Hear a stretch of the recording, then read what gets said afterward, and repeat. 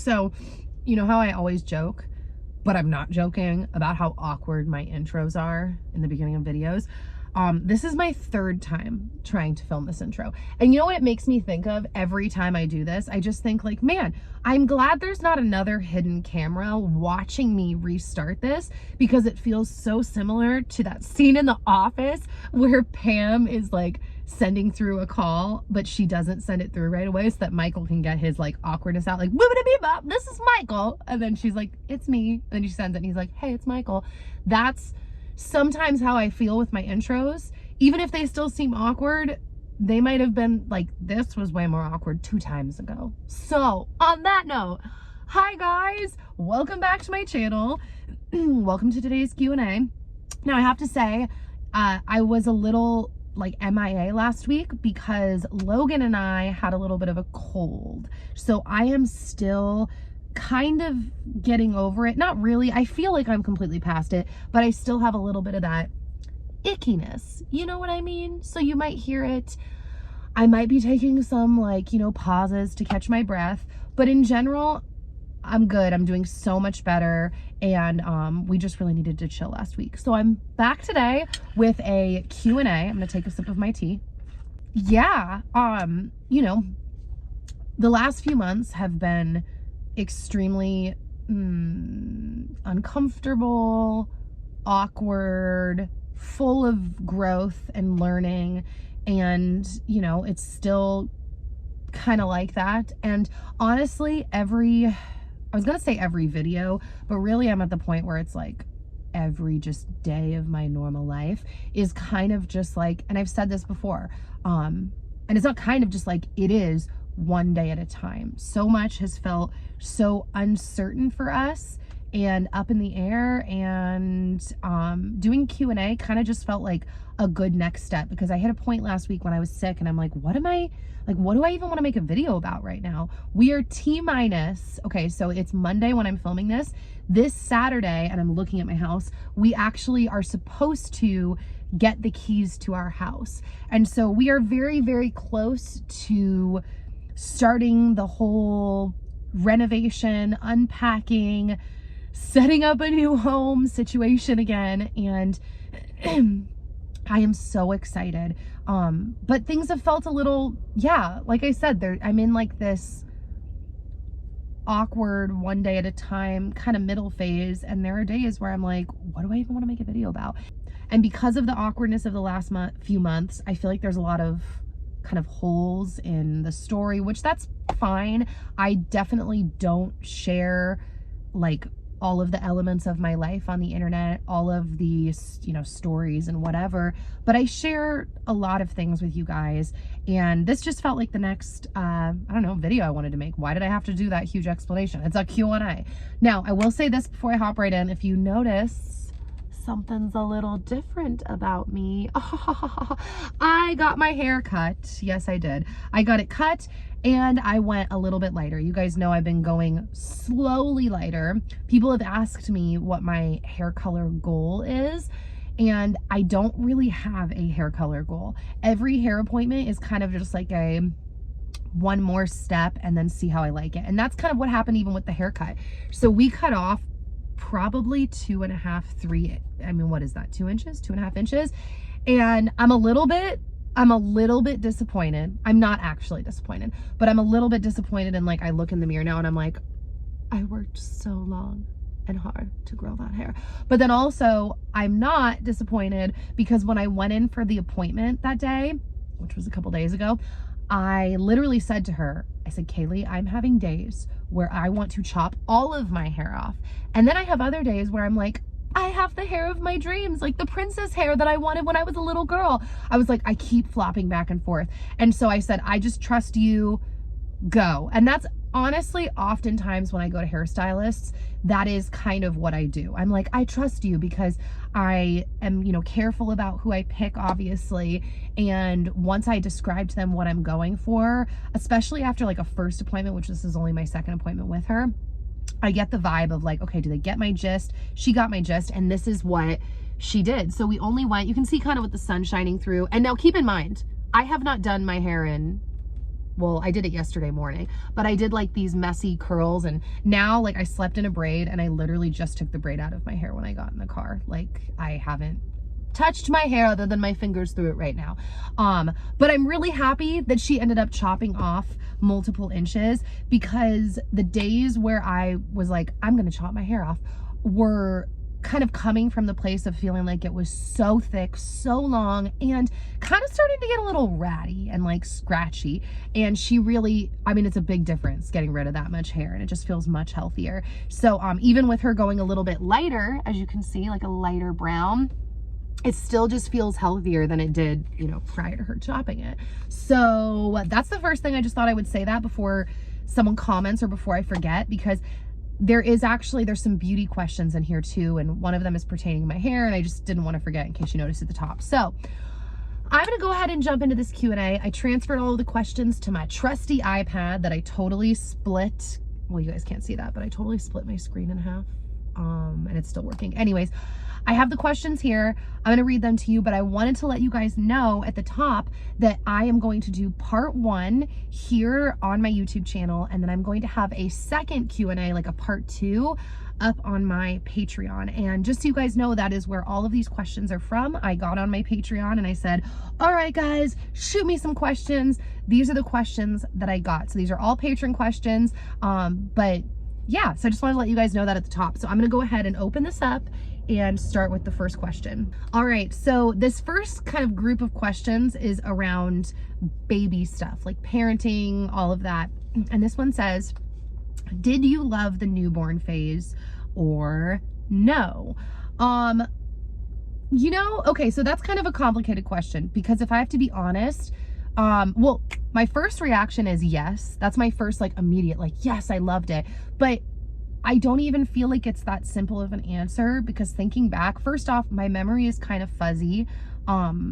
It's a crazy period of time. But second off, a lot of the newborn phase, at least for, I mean, well, for anyone, is getting up multiple times during the night to feed them. And that was really hard on me. And I'm not sure what we're gonna do this time around, because I've heard people talk about like different ways to handle feedings for babies. So like some people, like the lactation consultant we were working with, she really abided by every 2 hours you have an alarm go off in the middle of the night and you wake up and you make sure the baby is fed, because she really believes, and there's a lot of people that really believe this, that they'll just sleep, they won't eat, and they need to gain weight.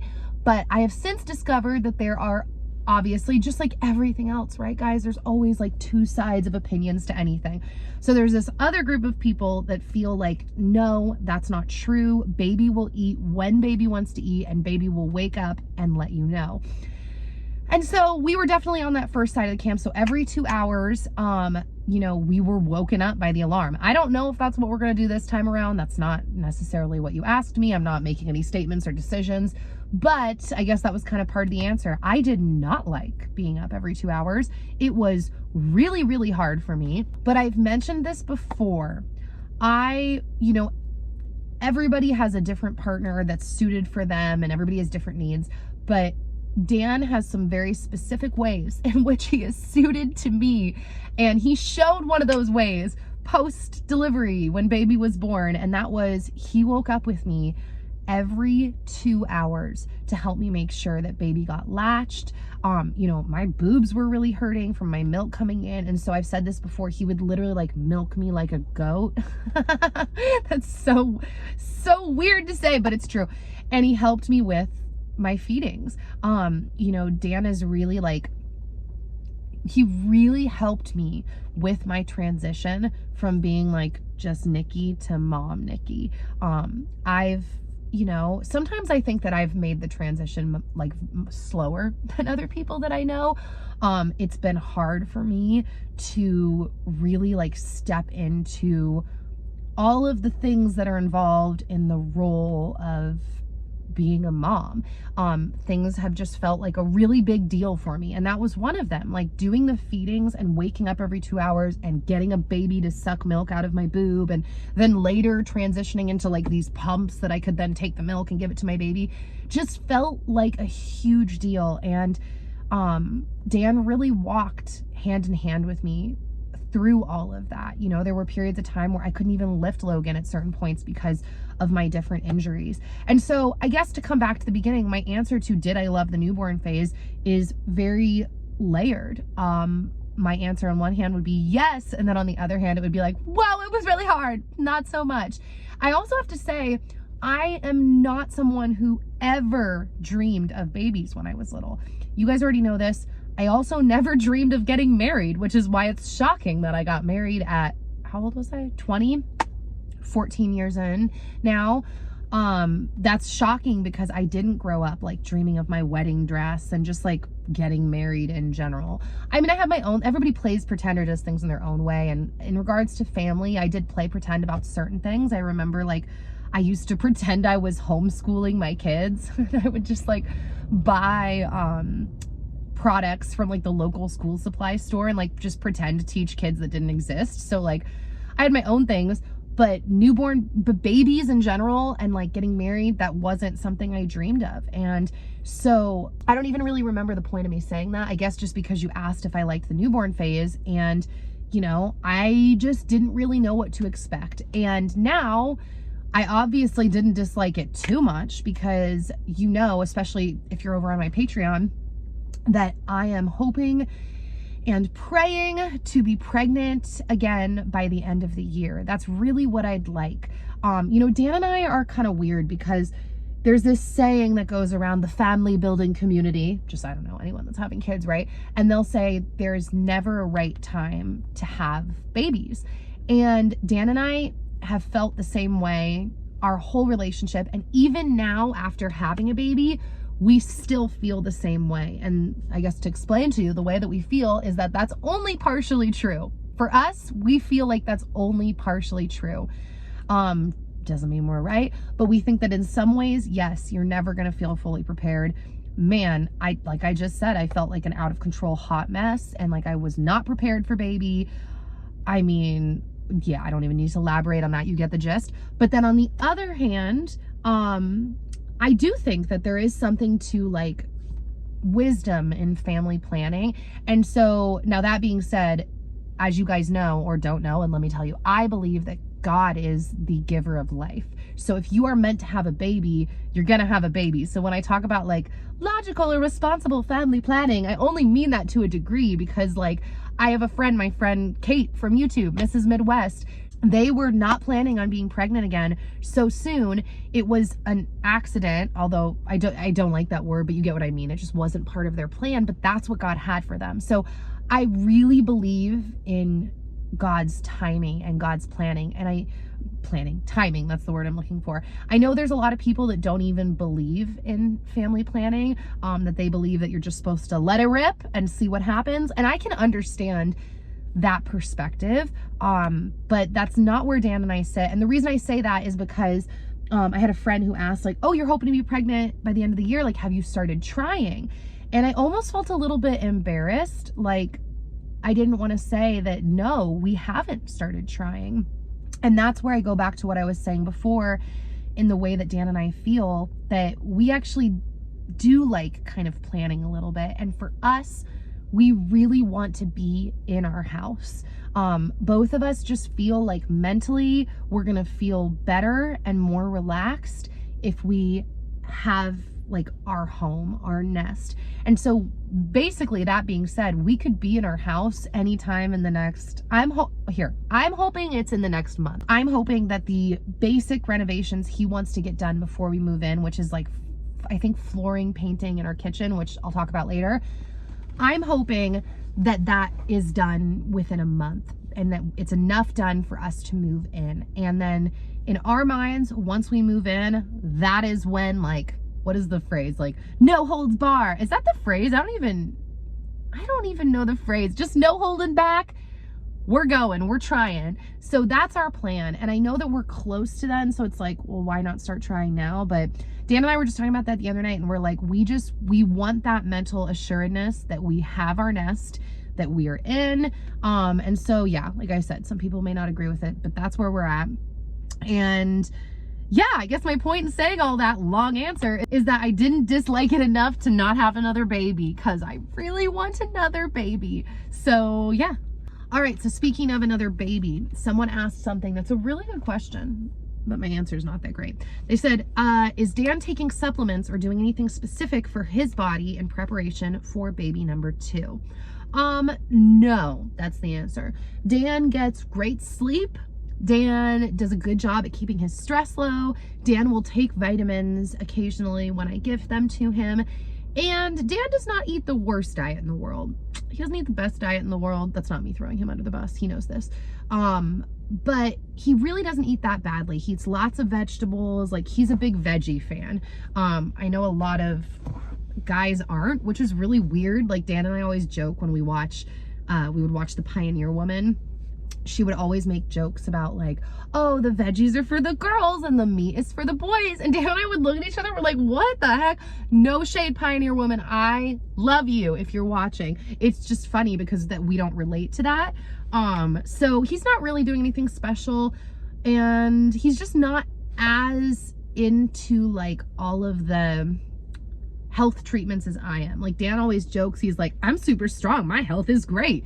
So he just doesn't like attack things. Attack is the wrong word. Go in at things health-wise as hard as I do. And I'm fine with that because he's kind of right. He doesn't struggle with things in the way that I've struggled with certain things. But also at the same time, like I said, he's not living a completely different lifestyle, and he's very open to like the things that I bring into the home.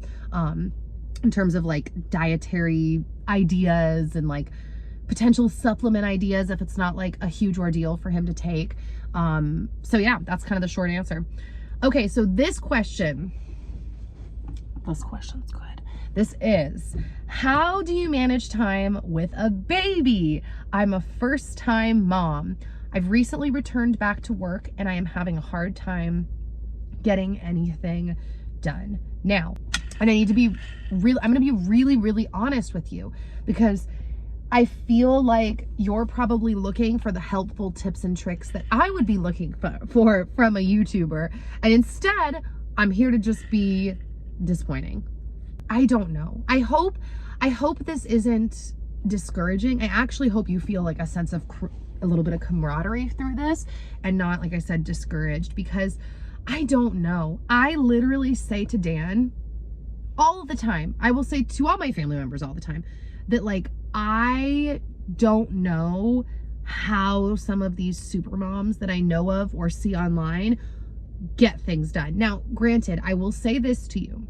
One thing I have heard from every single person I know with like multiple children, and that is that their first child, that transition into being a mom with one child, is the hardest. So I'm holding on to that for hope, because they all say the same thing. They're like, yeah, no, going from not being a parent to being a parent was the hardest transition. And then they'll often say that with more kids, it actually became easier because the kids could help each other, and because you already had kind of some routines down and they entertain each other, they play with each other, all of that. So I don't really have an answer. Every single day, it's kind of like this swimming for survival and trying to like learn new tricks and carve out time here and there. And it's just hard. I also find that oftentimes, like, how do I word this?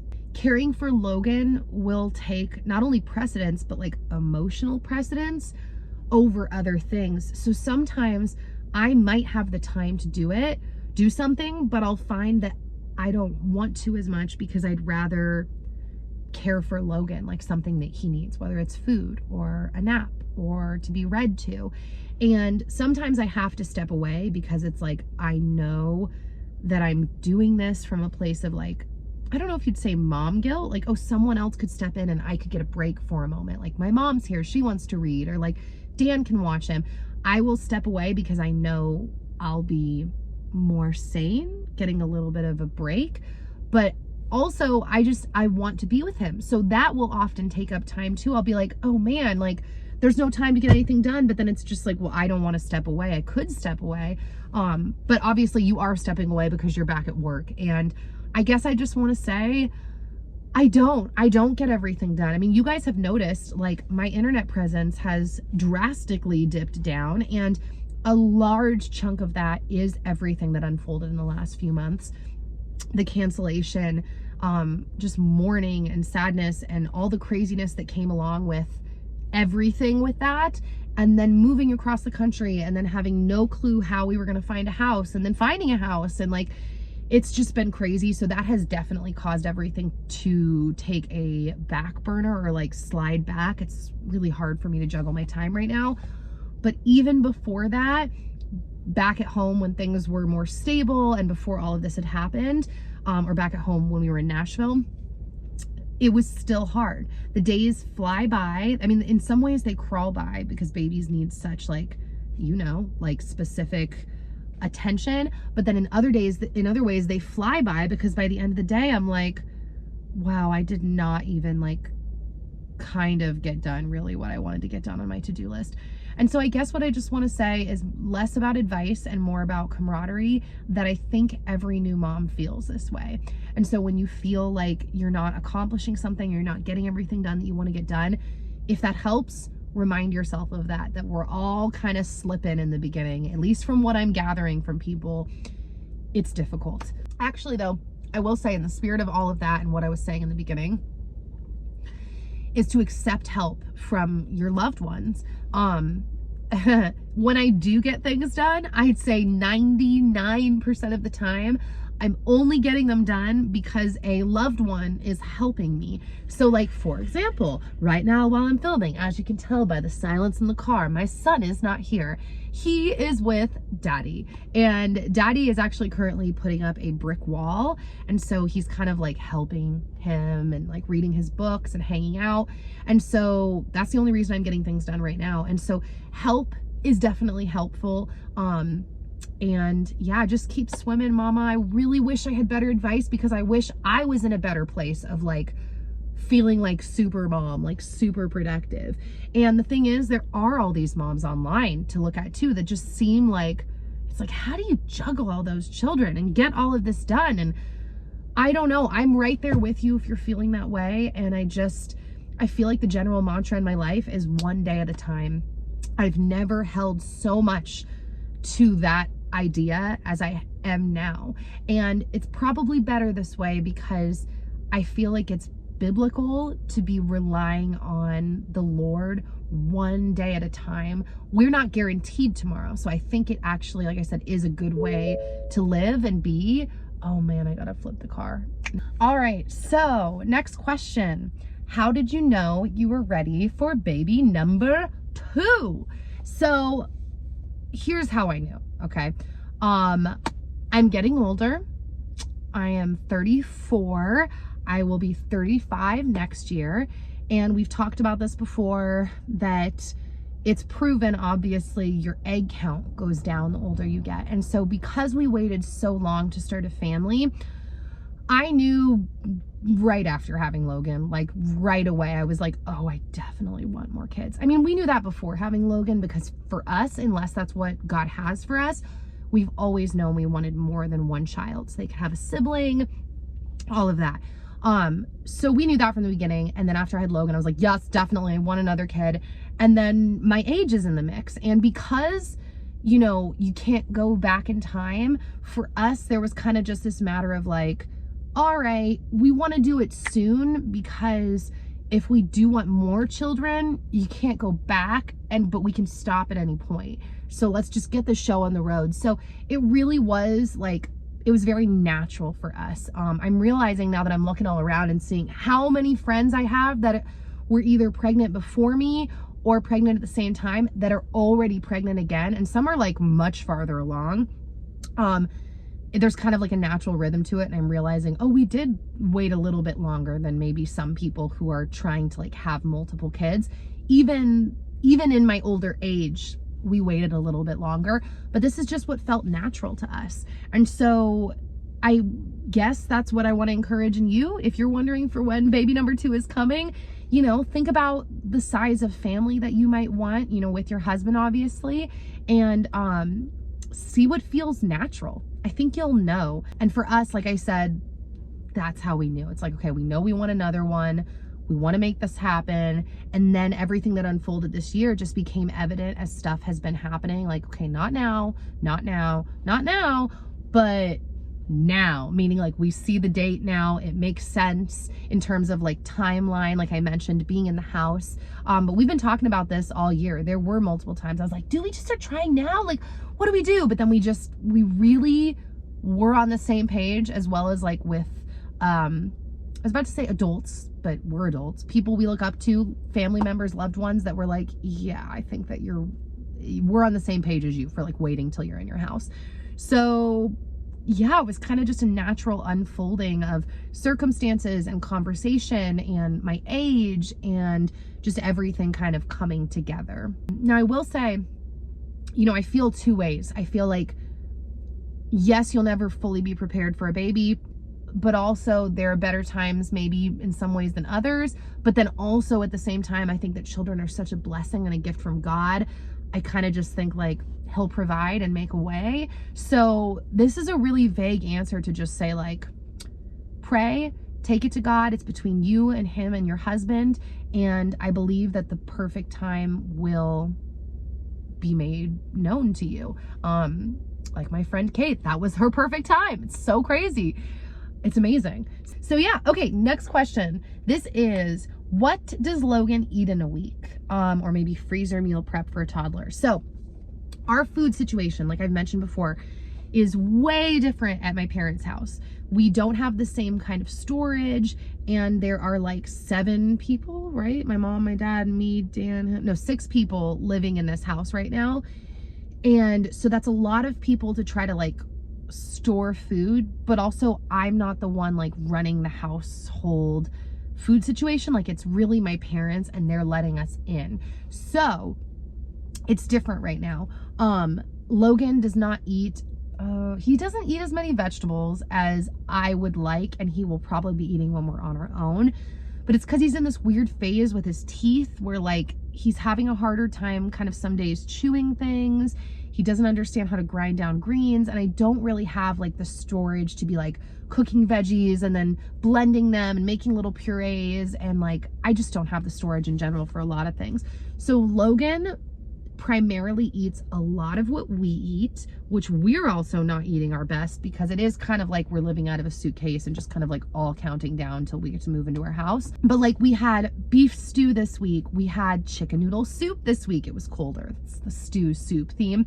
He'll eat pasta, he'll eat lasagnas. He loves this like specific type of trail mix cereal that my parents buy in the mornings. I'll make him oatmeal. Sometimes he loves toast. Wow, that boy loves sourdough bread and toast. He will eat eggs depending on his mood. Some days he can't even take a single bite of eggs, and some days he'll eat a lot of eggs. So it just kind of depends. Logan loves fruit. He loves berries. He's always crying about berries. Berries! One of my go-to snacks for him that I could feed him like anywhere, well, that's not true, but it's an easy snack, is I'll just toast some toast. I'll toast some bread, and then I'll smear, I don't like that word smear, but we're gonna say that word smear. I will spread, that's better, some type of nut butter. So either like a mixed nut seed butter or even just like a basic peanut butter. And then I will sprinkle some hemp hearts on top.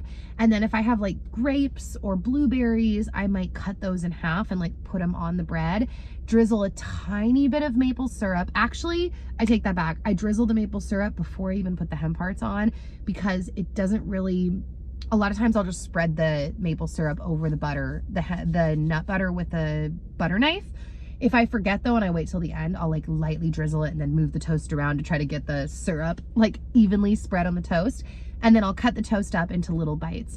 And he, without fail, loves that all the time. It's kind of like a peanut butter and jelly sandwich, and he loves it. I've gotten a few times Logan to eat a quesadilla in tiny little bites. I mean, in some ways, Logan is not picky at all. And then in other ways, depending on the day and his mood, whatever, he'll just decide he doesn't want to eat anything. And yeah, I mean, so that's kind of the gist of what I've been feeding him. He loves, he's loved this for a long time, but he loves asparagus.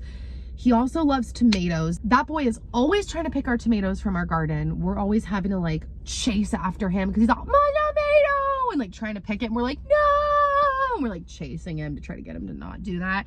So yeah, it's going to be really interesting and really exciting to be in the house and to be able to cook more.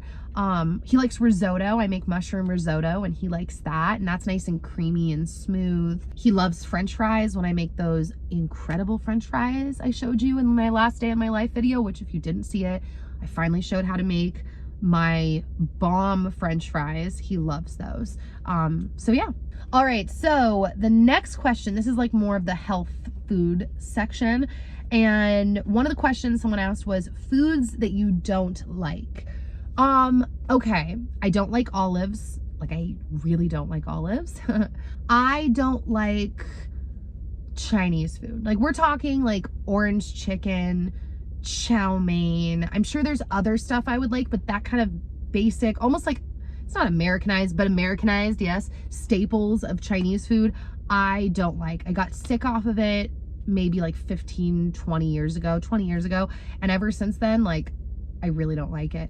I don't like the taste of most things coconutty. Sometimes I can do something coconutty, but most things not. And that is a fun story that is not actually a fun story. When Dan and I first started dating, I was at his friend's house with him and I had some Kahlua, like the alcohol, and I had never drank alcohol before that.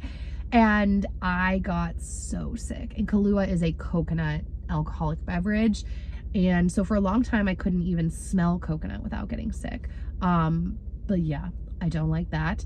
And I don't like exotic meats. Like, I have started to eat more meat, and I think that's that is one of the questions in here as years have gone on. But, you know, like just exotic meats, I don't even know. I don't like them. I'm scared of them.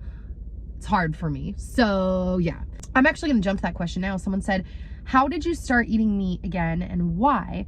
Also, how did you get to having a healthy relationship with food?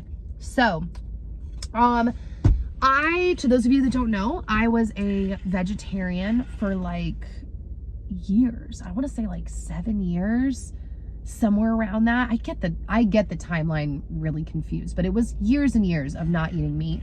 And I was vegan for like a hot second, like we're talking a few months, and I was like, oh, this is not for me. Being vegan is way harder than being vegetarian. At least for me it was. So I was very happy to be vegetarian because I've never been someone that's like, oh yeah, meat, like amped on meat. And even as a little kid, my mom would have to be like, hey, eat your meat. And so I remember when I found out that there were all these people that just like lived life without eating meat, I was like, what? That's me. I'm gonna be that. And so it was very easy for me for a long time to eat that way. And basically what happened, the transition is actually really basic. I started craving meat, and that was after years of eating that way, and also realizing I had never craved meat before. So that was a new experience for me, like in my life in general, was when I started craving meat.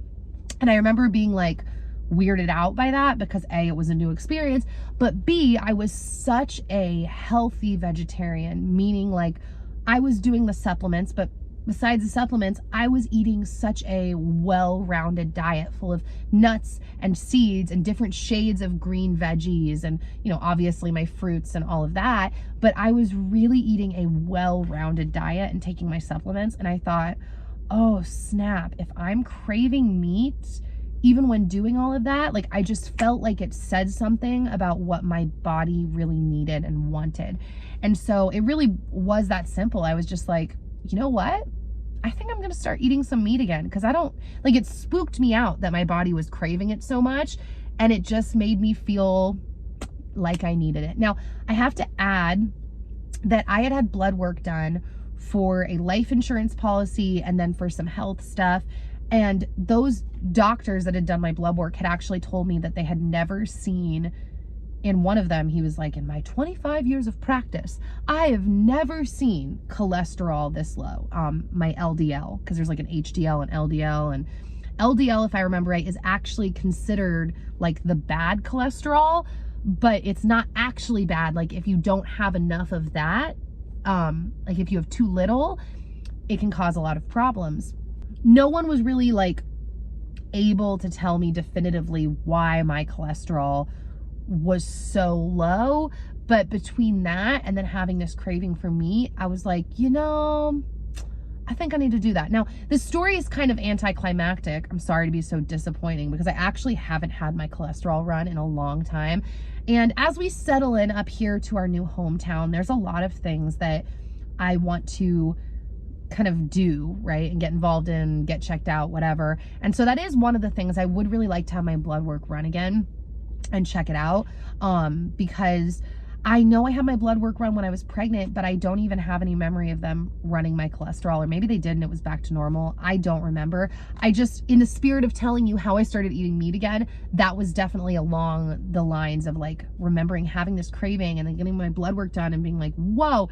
And the thing is, a lot of people feel like that type of cholesterol can only go into your body and be absorbed by your body, whatever the wording is, through animal products. So that is the gist of how that went down. And you guys know, I am not just like, even now that I'm back to eating meat and dairy, I'm not someone that's just like meat and dairy. Like, I really believe in the sourcing of the meat and the dairy and the vegetables. I think that source is so, like, the source of things is so important and dramatically changes like what you're putting in your body and how it can affect your body.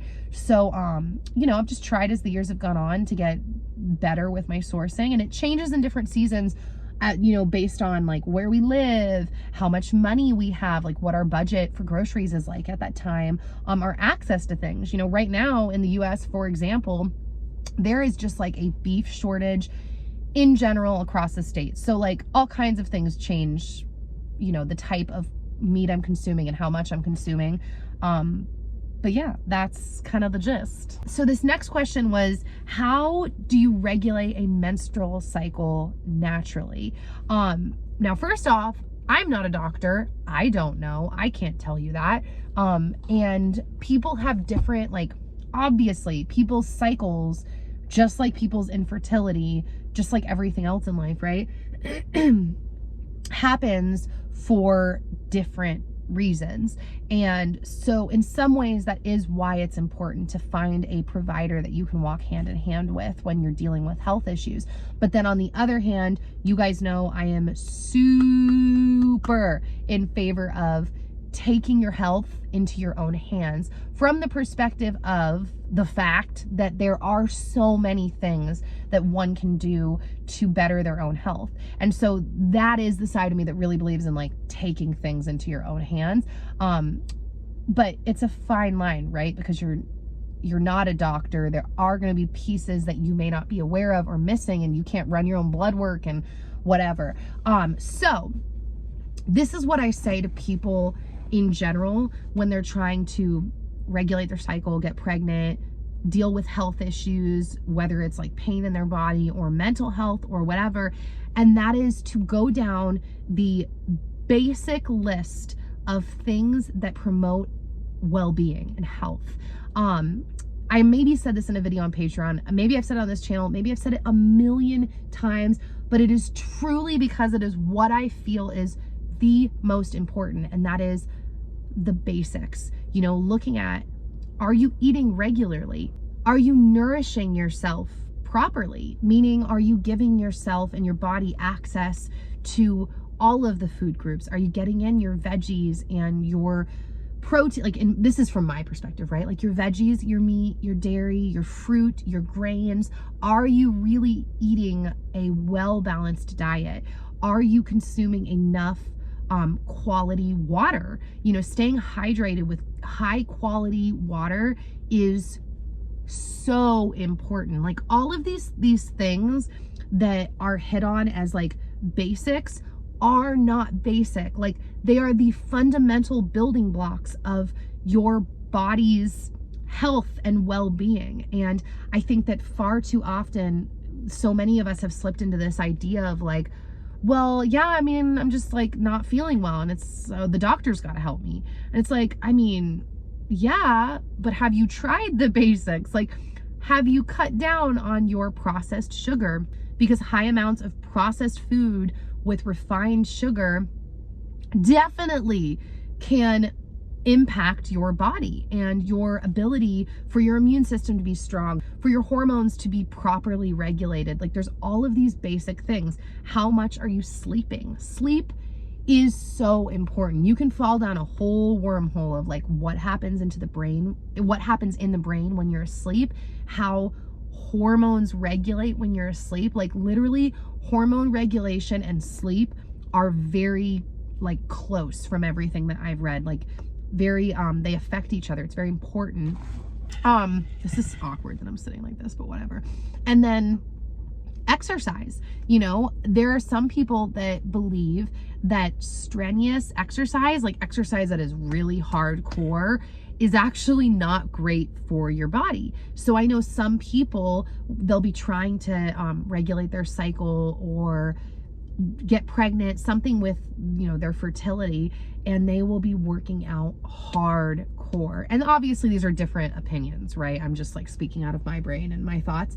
But I think that sometimes hardcore working out can actually cause problems in the body. I mean, I feel like I experienced that because I was so athletic for so many years, and seeing the difference in my body when I hardcore workout versus just like, you know, getting my heart going, getting some movement, getting outside. It's a different effect on the body. And I have also heard that it is different, obviously, in terms of like how much cortisol your body is going to produce, because I've heard some people say that strenuous exercise can actually produce more cortisol. And cortisol, we all call it like what, the stress hormone. I've heard some people call it the weight gaining hormone, but it's just like it's like a stress thing. Like adrenaline can also become a problem for some people who work out really hard. Now, every body is different, so none of this is actually like real advice, right? It's just thoughts. In some ways I think everybody is the same, and in some ways I think everybody is different, and so it's very nuanced.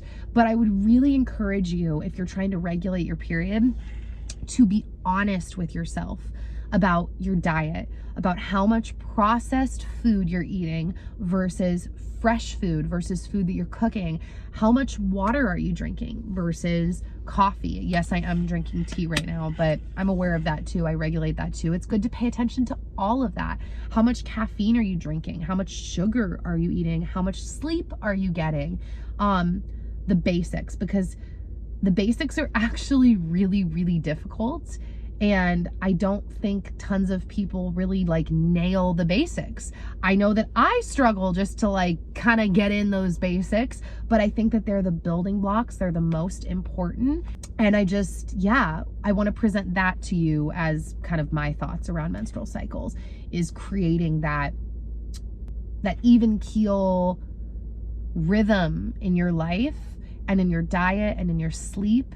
And caring for your body. I want to present that as an option to possibly regulate your cycle. So like I said, you know, I'm not a doctor, and you could have something very serious going on that is messing with your cycle. But what I will say is, even when people have something very serious going on, I know a lot of people that have had different health issues regarding their periods and fertility and all of that. And oftentimes, the things that they will do are very much in alignment with that. Now, they might also hold hands with like modern medicine and pharmaceuticals, but oftentimes those basic building block moves are still kind of implemented and are a huge part in helping regulate that person's cycle. So I don't even know where I'm going with all this. That's the gist. I could just like keep repeating myself, and I definitely don't think I need to. So yeah. Okay, so this next category is like random/work questions, and these are the last two questions I'm going to answer for this part one. So the first one was, what are you most proud of yourself for and why? Man, that's a hard question, because there's a lot of different like categories.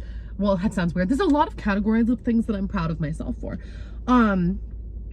But in all seriousness, like, you know, you're proud of yourself for different things in different areas. I will say, since I'm filming right now, and this is one of those things, I'm pretty proud of myself for my YouTube channel, for building this business. Now, it feels weird to say that in some ways, because there's part of me that just feels like all good things come from God and it's not me. But then there's also part of me that feels like, I don't know, if you like get in a boat and you're trying to go across the lake, like you should probably start rowing, and like that's your part too, you know, although I guess a wave could come and carry you over. But you get my gist. I feel like there's, you know, God makes everything happen, but you have to actually get up in the morning. So it's both.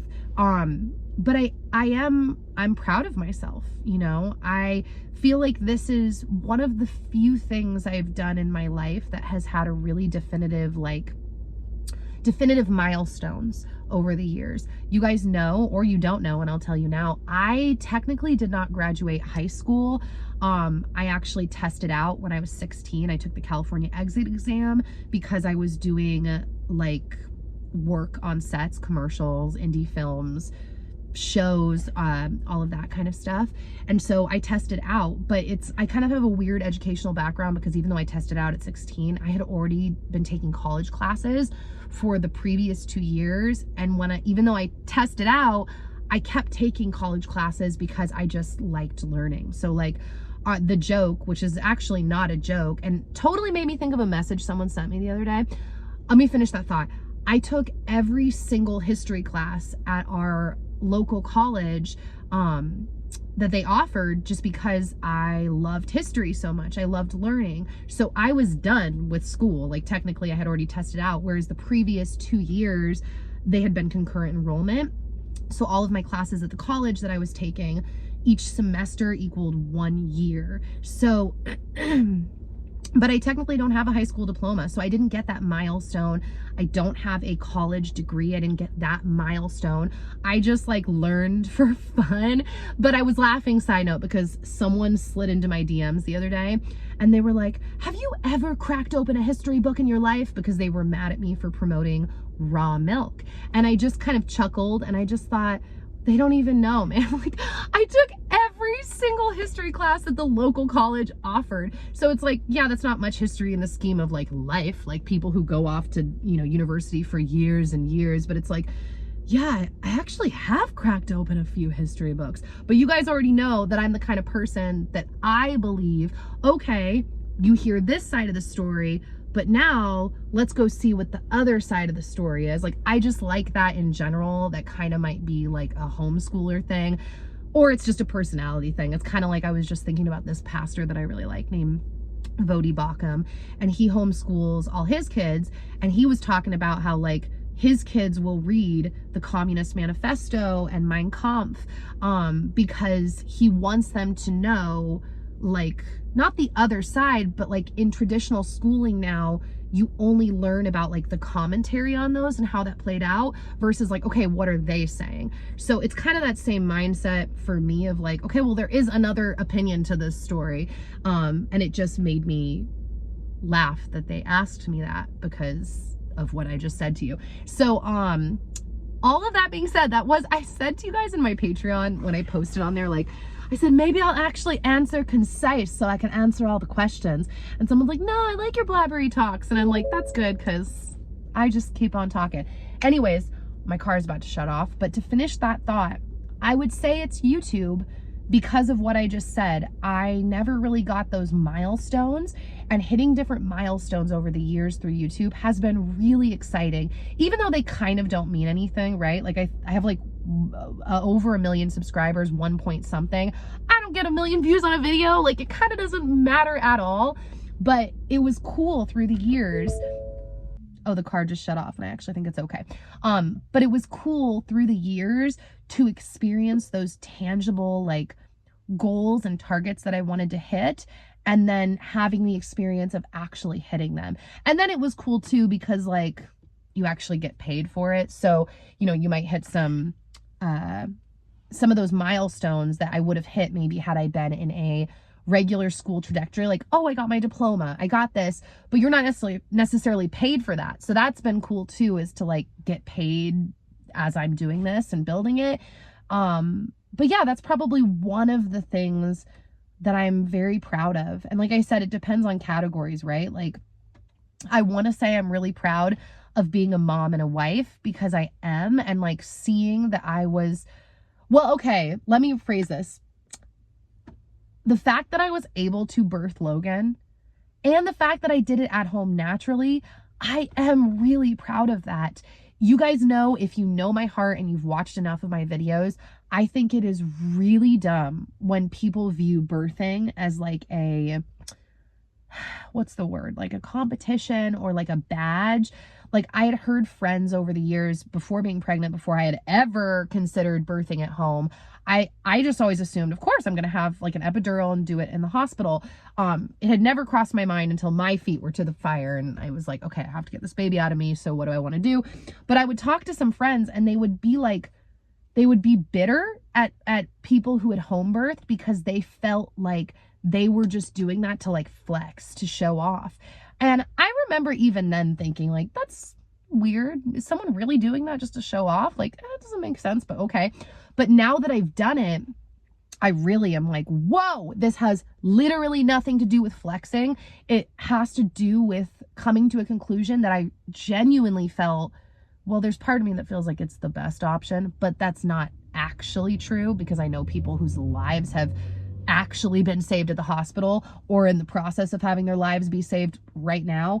But I do think it's a great option for a lot of reasons. And for me, I really felt like it was the best option, but I was so scared. I remember calling my family in December. So Logan was born in January. And I remember, I mean, it's crystal clear in my head, like a movie, sitting in the living room in our home in Nashville and calling my mom and just being like, I can't do this. And like crying.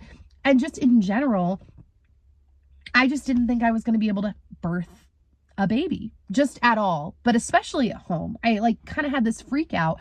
And to look back and be like, wow, I had my baby and I got to do it the way that I wanted to. Like I was able to do it. I was able to do what I wanted. And that was the feeling really, was just like wanting something, but like it was so hard and I got it. I got what I wanted, even though it was so hard. And it was everything I hoped it would be. Like that's not a super common thing I feel like we get to go through in life, of really wanting something, really having hopes for it to be a certain way, but having a really hard time on the journey there, and then getting there and you're like, wow, I did it. And then you're like, wow, that really was everything I hoped. Like, I don't know. I don't feel like those experiences happen super often.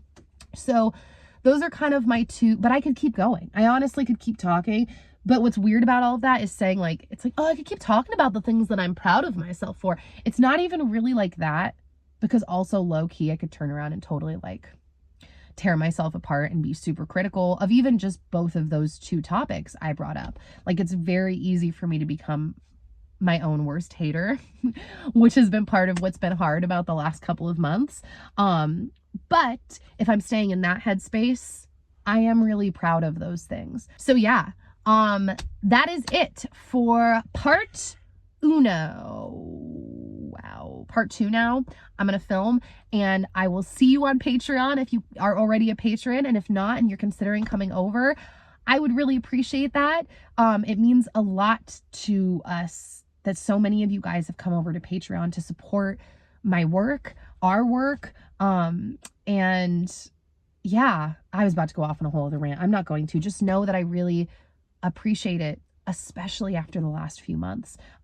So the second part might be a little sassier because it's Patreon.